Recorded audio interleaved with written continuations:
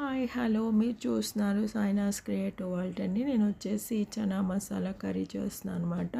ముందుగా స్టవ్ వెలిగించి ప్యాన్ పెట్టుకుని దానిలో 3 టేబుల్ స్పూన్ ఆఫ్ ఆయిల్ వేసుకొని ముందుగా కట్ చేసి పెట్టుకున్న ఆనియన్స్ వేసి దానిని ఫ్రై చేసుకోవాలండి. దానిలో సాల్ట్ యాడ్ చేయకుండా మనం ఫ్రై చేసుకుంటాం అనమాట. ఫ్రై చేసుకున్న తర్వాత అవి ఏంటంటే కొంచెం గోల్డిష్ కలర్ వచ్చే వరకు మనం ఫ్రై చేసి పెట్టుకోవాలండి.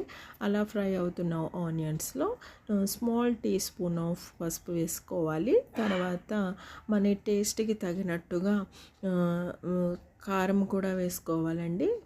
కారం వేసిన తర్వాత ధనియాల పౌడర్ ఒక స్మాల్ టీ స్పూన్ ఆఫ్ ధనియాల పౌడర్ వేసుకోవాలి. ఒక teaspoon of chana masala కూడా వేసుకోవాలండి. వేసిన తర్వాత అది మొత్తం ఆనియన్స్కి అంతా పట్టేటట్టు ఫ్రై చేసుకోవాలండి. అదంతా కలిసిన తర్వాత ముందుగా కట్ చేసి పెట్టుకున్న టమాటా ముక్కలు కూడా వేసి బాగా కలపాలండి. టమాటా ముక్కలు అంతటికీ పట్టేటట్టు కలిపిన తర్వాత అవి మగ్గడం కోసం మనము మూత పెట్టుకోవాలి. స్టవ్ వచ్చేసి సిమ్లో పెట్టుకోవాలండి. పెట్టిన తర్వాత ఆ టమాటా ముక్కలు మగ్గిన తర్వాత మూత తీసి మనము కలుపుకోవాలండి. కలిపిన తర్వాత మనము కొంచెం వాటర్ అది అంతా మునిగేటట్టు కొంచెం వాటర్ యాడ్ చేసుకోవాలి. వాటర్ కొంచెం బాయిల్ అవుతుంది అనగా అవిన తర్వాత కొంచెం సాల్ట్ వేసుకోవాలి.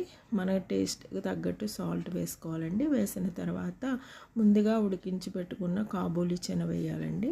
కాబూలి చెన వేసిన తర్వాత మనము సన్నగా తరిగిన పచ్చిమిర్చి వేసుకోవాలి. తర్వాత వచ్చేసి సన్నగా చీల్చి పెట్టుకున్న అల్లం ముక్కలు కూడా వేసుకోవాలండి. వేసి కలిపి పెట్టుకోవాలి. కలిపిన తర్వాత చాట్ మసాలా తీసుకోవాలండి. ఇది వచ్చేసి నేను డీమార్ట్లో తీసుకున్నానండి. చాట్ మసాలా వేయాలి. వేసిన తర్వాత కసూరి మేతి కూడా వేయాలి. వేసి కలపాలండి. మొత్తం పట్టేటట్టు కలిపి పెట్టుకోవాలన్నమాట.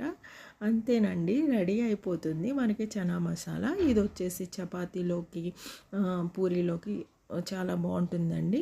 మీకు నచ్చినట్లయితే సబ్స్క్రైబ్ చేయండి. Please like, share, subscribe. Thanks for watching అండి.